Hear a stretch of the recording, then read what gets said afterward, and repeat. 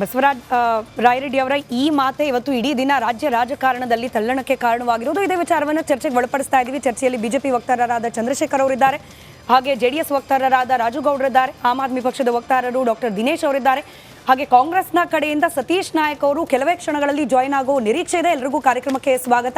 It's good to see you all after long time. Chandrashekar ಅವರೇ, ಲಡ್ಡು ಬಂದು ಬಾಯಿಗೆ ಬಿತ್ತ ಸೀನಾ. ಒಂದು ಕಡೆ ಜನಾಕ್ರೋಶ ಯಾತ್ರೆ ಅಂತ ಹೇಳಿ ಜನರಲ್ಲಿ ಕಾಂಗ್ರೆಸ್ ಸರ್ಕಾರದ ವಿರುದ್ಧ ಜನಾಭಿಪ್ರಾಯ ಮೂಡಿಸೋ ಪ್ರಯತ್ನದಲ್ಲಿ ನಿಮ್ಮ ಪಕ್ಷ ಇದ್ದ ಸಂದರ್ಭದಲ್ಲೇನೆ ಕಾಂಗ್ರೆಸ್ ಪಾಳ್ಯದ ಹಿರಿಯ ನಾಯಕರ ಬಾಯಿಂದಲೇ ಇಂಥ ಮಾತು. ಅಲ್ಲ, ಲಡ್ಡು ಪ್ರಶ್ನೆನೇ ಅಲ್ಲ ಇವರೇ. ನೋಡಿ, ಸಮಾಜವಾದಿ ಮುಖವಾಡ ಹೊತ್ತಿರ್ತಕ್ಕಂತಹ ಸಿದ್ದರಾಮಯ್ಯ ಪರಮ ಭ್ರಷ್ಟಾಚಾರಿ ಅಂತಕ್ಕಂಥದ್ದು ಜಗತ್ತಿಗೆ ಗೊತ್ತಿರ್ತಕ್ಕಂಥ ಸತ್ಯ.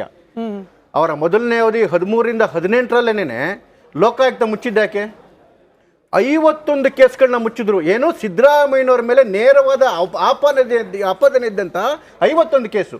ಕೇವಲ ಒಂದೇ ವರ್ಷ 2015-16ರಲ್ಲಿ 27 ಕೇಸು, ಭ್ರಷ್ಟಾಚಾರದ ಕೇಸ್ ಸಿದ್ದರಾಮಯ್ಯನವ್ರ ಮೇಲೆ ಆಯಿತು. 12 ತಿಂಗಳಲ್ಲಿ 27 ಕೇಸ್. ಒಂದು ತಿಂಗಳಿಗೆ 2ರಿಂದ 3 ಕೇಸ್ಗಳು ಸಿದ್ದರಾಮಯ್ಯನವ್ರ ಮೇಲೆ ಬಂದವು. 51 ಕೇಸ್ ಮುಚ್ಚಿದ್ರು. ಅದಾದಮೇಲೆ ಇವತ್ತು ಪ್ರಾಸಿಕ್ಯೂಷನ್ಗೆ ಕೇಳಿದ್ದಾರೆ ಇವರು ರಾಮಚಂದ್ರ ಅವರು. ಇದಕ್ಕೆ ಯಾವುದಕ್ಕೆ, ಗಣಿ ಹಗರಣದಲ್ಲಿ 500 ಕೋಟಿ ರೂಪಾಯಿ ಭ್ರಷ್ಟಾಚಾರ ಆಗಿದೆ ಅಂತೇಳಿ ಕಿಕ್ ಬ್ಯಾಕ್ ಅನ್ನು ಸಿದ್ದರಾಮಯ್ಯನವರು ನೇರವಾಗಿ ಪಡೆದಿದ್ದಾರೆ. ಜನವರಿ 12ನೇ ತಾರೀಕು 2015ರಲ್ಲಿ ಕೇಂದ್ರ ಸುಗ್ರೀವಾಜ್ಞೆ ಹೊರಡಿಸುತ್ತೆ, ಇನ್ಮೇಲೆ ಯಾವುದೇ ಗಣಿ ಗುತ್ತಿಗೆ ಕೊಟ್ಟರು ಕೂಡ ಹರಾಜು ಪ್ರಕ್ರಿಯೆ ಆಗಬೇಕು ಅಂತೇಳಿ. ಆವತ್ತಿನ ದಿವಸನೇ 6 ಕಂಪ್ನಿಗಳಿಗೆ ಏನೋ ನವೀಕರಣ ಮಾಡ್ತಾರೆ, ಹರಾಜು ಮಾಡ್ದಂಗೆ. ಏನು ಅರ್ಜೆನ್ಸಿ ಇತ್ತು ಅವತ್ತು? 500 ಕೋಟಿ ಪಡ್ಕೊಂಡು, ಅದಾದಮೇಲೆ ಅದೇ ಡೇಟ್ ಹಾಕೊಂಡು 7 ದಿನದೊಳಗಡೆ ಮತ್ತೆ 2 ಕಂಪ್ನಿಗೆ 2,500 ಎಕರೆನ ಆಲ್ಮೋಸ್ಟ್ ಬಿಟ್ಕೊಡ್ತಾರೆ. ಯಾರು? ಸಿದ್ದರಾಮಯ್ಯನವರು ನವೀಕರಣ ಮಾಡ್ತಾರೆ ಹರಾಜು ಮಾಡ್ದಂಗೆ. ಅಂತಹ ಪರಮ ಭ್ರಷ್ಟಾಚಾರಿ ಸಿದ್ದರಾಮಯ್ಯನವರು. ಈ ಸರ್ಕಾರ ಬಂದ ಮೇಲೆ ಏನಾಯ್ತು? ಸರ್ಕಾರ ಬಂದ 15 ದಿವಸದಲ್ಲಿ ಇವ್ರದೇ BR ಪಾಟೀಲ್ ಏನು ಹೇಳಿದ್ರು? ಈಗಾಗಲೇ ವರ್ಗಾವಣೆ ಒಳಗಡೆ ಭ್ರಷ್ಟಾಚಾರ ನಡೀತಾ ಇದೆ ಅಂತೇಳಿ ಇವ್ರದೇ MLAಗಳು. ಅದಾದ್ಮೇಲೆ ಬಸವರಾಜ ಶಿವಗಂಗಾ ಏನು ಹೇಳಿದ್ರು? ಭ್ರಷ್ಟಾಚಾರದ ಬಗ್ಗೆ ಮಾತಾಡಿದ್ರು. ರಾಯರೆಡ್ಡಿ ಅವರು ಪದೇ ಮಾತಾಡ್ತಿದ್ದಾರೆ. ಇವತ್ತು ಬಸವರಾಜ ರಾಯರೆಡ್ಡಿ ಹೇಳಿರೋದು ಕರ್ನಾಟಕ ನಂಬರ್ 1 ಭ್ರಷ್ಟಾಚಾರದಲ್ಲಿ ಅಂತ ಹೇಳಿದ್ದು ಕೇವಲ ಕರ್ನಾಟಕ ನಂಬರ್ 1 ಅಲ್ಲ, ಸಿದ್ದರಾಮಯ್ಯನವರು ಕೂಡ ನಂಬರ್ 1 ಭ್ರಷ್ಟಾಚಾರಿ ಅಂತೇಳಿ ಇಂಡೈರೆಕ್ಟ್ ಆಗಿ ಹೇಳಿದ್ರು. ಯಾರು ಹೇಳಿದ್ದು? MLA ಅಲ್ಲ, ಹಣಕಾಸಿನ ಅವರ ಏನು ಅಡ್ವೈಸರು, ಅವರ ಏನೋ ಎಕನಾಮಿಕ್ ಅಡ್ವೈಸರ್ ಆಗಿರ್ತಕ್ಕಂಥವ್ರು ಪರಮ ಭ್ರಷ್ಟಾಚಾರಿ ಸಿದ್ದರಾಮಯ್ಯನವರು ಅಂತೇಳಿ ಅದನ್ನು ವಿರೋಧವಾಗಿ ಹೇಳಿದ್ರು. ಹೇಳಿದ ಹಂಗಿರ್ಲಿಲ್ವಲ್ಲ. ಸಿದ್ದರಾಮಯ್ಯನವ್ರ ಮೇಲೆ ನನಗೆ ಅಪಾರವಾದ ನಂಬಿಕೆ ಇದೆ, ಅವ್ರ ಗಮನಕ್ಕೆ ನಾನು ತಂದಿದ್ದೀನಿ, ಸರಿಪಡಿಸ್ತಾರೆ ಅನ್ನೋ ವಿಶ್ವಾಸ ಇದೆ. ಇದೆಲ್ಲ ಹಿಂದಿನ ಬಿಜೆಪಿ ಸರ್ಕಾರದ ಕಾಂಟ್ರಿಬ್ಯೂಷನ್ ಅಂದ್ಬಿಟ್ರಪ್ಪ ನಮ್ಮ ಪೊಲಿಟಿಕಲ್ ಬ್ಯೂರೋ ಹೆಡ್ ಪ್ರಶ್ನೆ ಕೇಳಿದಾಗ. ಯಾವತ್ತೂ ಅಷ್ಟೇ ರಾಜಕಾರಣಿಗಳು ಏನು ಮಾತಾಡ್ತಾರೆ, ಮಾತಾಡೋದಕ್ಕಿಂತ ಏನು ಮಾತಾಡಲ್ಲ ಅನ್ನೋದು ಇಂಪಾರ್ಟೆಂಟ್. ಅದನ್ನೇ ನೀವು ಮೀಡಿಯಾದಲ್ಲಿ ಹೇಳ್ತೀರಿ, ರೀಡಿಂಗ್ ಬಿಟ್ವೀನ್ ದ ಲೈನ್ಸ್ ಅಂತ ಹೇಳಿ. ಯಾವತ್ತೂ ಅವರು ಮಾತಾಡ್ಬೇಕಾರೆ ಹಿಂದಿನ ಸರ್ಕಾರ, ಹಿಂದಿನ ಬಿಜೆಪಿ ಸರ್ಕಾರ ಅಂತ ಹೇಳಿದ್ರ? ಇಲ್ಲ. ಅದಾದ್ಮೇಲೆ ಕ್ಲಾರಿಫಿಕೇಶನ್ ಕೊಡ್ಬೇಕಾದ್ರು ನಾ ಬಿಜೆಪಿ ಸರ್ಕಾರ ಹೇಳಿಲ್ಲ, JDS ಸರ್ಕಾರ ಹೇಳಿಲ್ಲ, ಕಾಂಗ್ರೆಸ್ ಸರ್ಕಾರ ಅಂದ್ರೆ ಇವತ್ತು ನಿಂತ್ಕೊಂಡ ಸಲಹೆಗಾರರು ಎಲ್ಲ ಪಕ್ಷಗಳಿದ್ದ ಕರ್ನಾಟಕವೇ ಭ್ರಷ್ಟಾಚಾರದ ನಂಬರ್ 1. ಇವತ್ತು ಯಾರು ಆಡಳಿತ ಇರೋದು? ನಮ್ಮ ವಿಷಯ ಬಿಟ್ಬಿಡಿ, ಆಡಳಿತದಲ್ಲಿರೋರು ಯಾರು? ಅದಾದ್ಮೇಲೆ ನೋಡಿ, ನಾನು ಒಂದು ಉದಾಹರಣೆ ಕೊಡ್ತೀನಿ. ಇವತ್ತು ಡೆವಲಪ್ಮೆಂಟ್ಗೆ ₹1 ಕೂಡ ರಿಲೀಸ್ ಮಾಡ್ತಿಲ್ಲ. ಅದನ್ನು ಓಪನ್ ಆಗಿ ಒಪ್ಕೊಂಡೇ ಬಿಟ್ಟಿದ್ದಾರೆ DCM ಅವರು. ನಾವು ಡೆವಲಪ್ಮೆಂಟ್ಗೆ ದುಡ್ಡು ಕೊಡಲ್ಲ, ಯಾಕೆಂದ್ರೆ ಫ್ರೀ ಬಿಲ್ ಕೊಡ್ತೀವಿ ಅಂತೇಳಿ. ಫ್ರೀ ಬಿಗೆ ಕೊಡ್ತಿರೋದು ಎಷ್ಟು ಸ್ಮಿತಾ ಅವರೇ? 52,000 ಕೋಟಿ. ಆ 52,000 ಕೋಟಿಗೆ 15,000 ಕೋಟಿ SC STಗಳ ದುಡ್ಡು ನುಂಗಿದ್ರು, 15,000 ಕೋಟಿ ಹೋಯ್ತು. ಅದಾದ್ಮೇಲೆ 1,16,000 ಕೋಟಿ ಹೊಸದಾಗಿ ಸಾಲ ಮಾಡಿದ್ರು ಈ ವರ್ಷ. ಅದರಲ್ಲಿ ಕ್ಯಾಪೆಕ್ಸ್ಗೆ ಅಂದ್ರೆ ಡೆವಲಪ್ಮೆಂಟ್ಗೆ ಕೊಟ್ಟಿರ್ತಕ್ಕಂಥ ಎಷ್ಟು? ಸುಮಾರು 60,000 ಕೋಟಿ. ಅಂದ್ರೆ ಇನ್ನು 66,000 ಕೋಟಿ ಯಾವುದಕ್ಕೆ ಮಾಡಿದ್ದಾರೆ? ಮತ್ತೆ ಯಾವುದಕ್ಕೆ? ಇದು ಗ್ಯಾರಂಟಿ ಕೊಡೋದಕ್ಕೆ 15,000 ಕೋಟಿ ಪ್ಲಸ್ 66,000 ಕೋಟಿ. ಅದ್ರ ಜೊತೆಗೆ 48 ವಸ್ತುಗಳ ಬೆಲೆ ಏರಿಕೆ ಮಾಡಿ ಜನಗಳ ಜೀವ ಹಿಂಡ್ತಾ ಇದ್ದಾರಲ್ಲ, ಎಲ್ಲೋಗ್ತಾ ಇದ್ದಾರೆ ದುಡ್ಡು? ಸಿದ್ದರಾಮಯ್ಯನವರೇ, ಎಷ್ಟು ಲೂಟಿ ಹೊಡಿತೀರಾ? ನಾಚಿಕೆ ಆಗೋದಿಲ್ವಾ ನಿಮ್ಮ ಜನ್ಮಕ್ಕೆ? ಇಷ್ಟು ಲೂಟಿ ಮಾಡ್ಬೇಕಿದೆ ಭ್ರಷ್ಟಾಚಾರಕ್ಕೆ. ನಿಮ್ ಪ್ರಶ್ನೆಗೆ ಉತ್ತರ ಕೊಡ್ಲಿಕ್ಕೆ ಬಹುಶಃ ಕೆಲವೇ ಕ್ಷಣಗಳಲ್ಲಿ ಕಾಂಗ್ರೆಸ್ನ ಪ್ರತಿನಿಧಿ ಬರ್ಬೋದೇನೋ. ನೋಡಿ, ಭ್ರಷ್ಟಾಚಾರ ಆಗಿದೆ ಅಂತ ಹೇಳಿ ಆಮೇಲೆ 1 ಅವರ್ ಮಾತಾಡಿರಂತೆ ರಾಜಗೌಡ್ರೆ. ಬಹುಶಃ ತಪ್ಪು ನಿಮ್ಮ ಪಕ್ಷದಿಂದಲೇ ಆಯ್ತಾ ಅಂತ ಹೇಳಿ ಯಾಕೆ ಹೇಳ್ತಿದ್ದೀನಿ ಅಂದ್ರೆ, ಈ ಅವಧಿಯ ಸರ್ಕಾರ ಪ್ರಾರಂಭವಾಗಿ ಮೊದಲ ಅಧಿವೇಶನದಲ್ಲೇ ಕುಮಾರಸ್ವಾಮಿ ಅವರು ಜೇಬಿಂದ ಪೆನ್ ಡ್ರೈವ್ ತೋರಿಸಿ ಹೇಳ್ಬಿಟ್ರಪ್ಪ, ಭ್ರಷ್ಟಾಚಾರ ಶುರು ಆಗ್ಬಿಟ್ಟಿದೆ, ವರ್ಗಾವಣೆ ದಂಧೆ ಆಗ್ಬಿಟ್ಟಿದೆ ಅಂತ ಹೇಳಿ.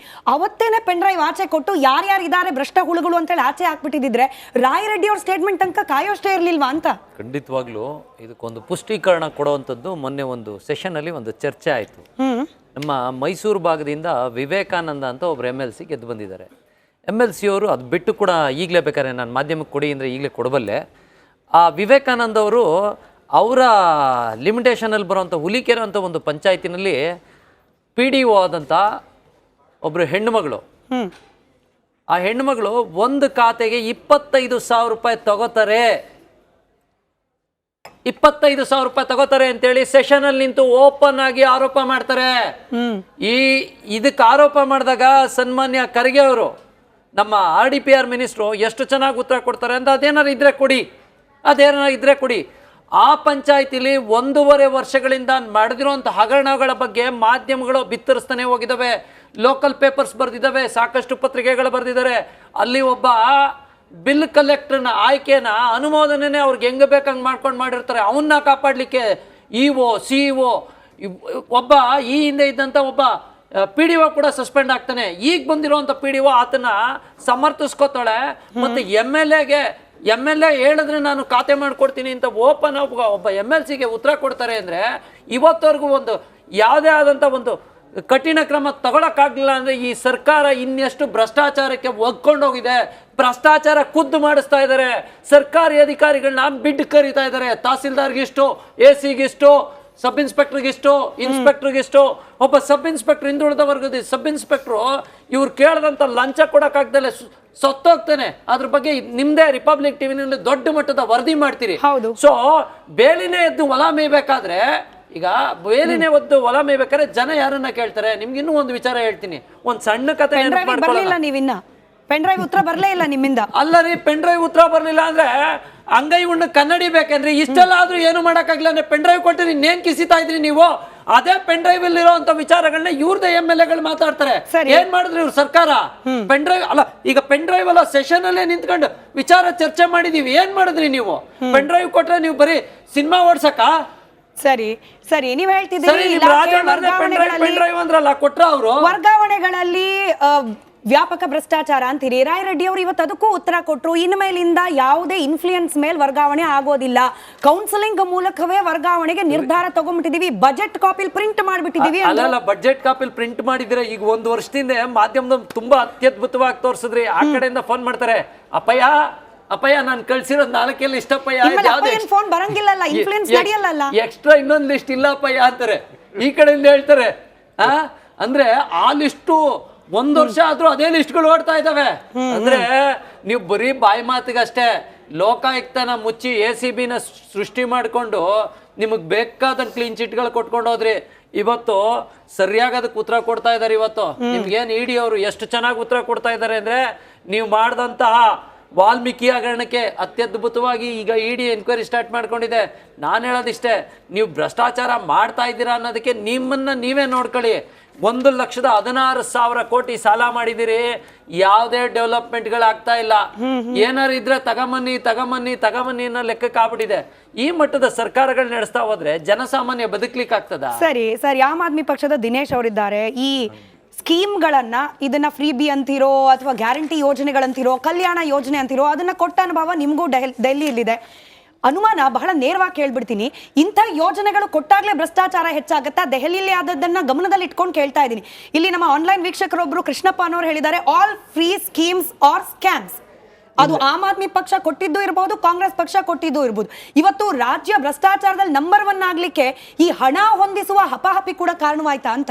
ಇಲ್ಲ, ಯಾಕಂದರೆ ಈಗ ನೀವು ಭ್ರಷ್ಟಾಚಾರ ವಿಚಾರಕ್ಕೆ ಬಂದಾಗ ಫ್ರೀ ಸ್ಕೀಮ್ಗೂ ಅದಕ್ಕೂ ಸಂಬಂಧ ಇಲ್ಲ. ಎಷ್ಟೊಂದು ಕಂಟ್ರಿಗಳು ಇವತ್ತು ಉಚಿತ ಸಾರಿಗೆ ಕೊಟ್ಟಿದ್ದಾವೆ, ಉಚಿತವಾಗಿ ಶಿಕ್ಷಣ ಕೊಡ್ತಾ ಇದೆ, ಉಚಿತವಾಗಿ ಆರೋಗ್ಯ ಕೊಡ್ತಾ ಇದೆ, ಕೆನಡಾ ಕೊಡ್ತಾ ಇದೆ, ಇವೆಲ್ಲ ಕೊಡ್ತಾ ಇದೆ. ಆದರೆ ಭ್ರಷ್ಟಾಚಾರ ನಮ್ಮ ದೇಶದಲ್ಲಿ ಅದು ಒಂದು ಜೆನೆಟಿಕಲಿ ಗ್ರೋತ್ ಆಗ್ತಾ ಬರ್ತಾ ಇದೆ, ಇವತ್ತಿಂದ ಅಲ್ಲ. ಇವತ್ತು ಈಗ ಭ್ರಷ್ಟಾಚಾರ 0 ಇರೋ ಕಂಟ್ರಿಗಳು ಯಾವುದು?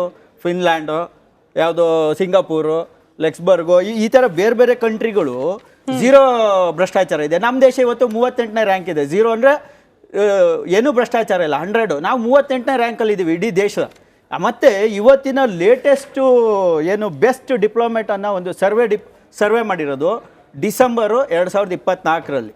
ಅದರಲ್ಲಿ ಟಾಪ್ 2 ಸ್ಟೇಟ್ಸ್ ಬಂದು ಮಹಾರಾಷ್ಟ್ರ ಮತ್ತು ರಾಜಸ್ಥಾನ, 3rd ಪ್ಲೇಸಲ್ಲಿ ಕರ್ನಾಟಕ ಇದೆ.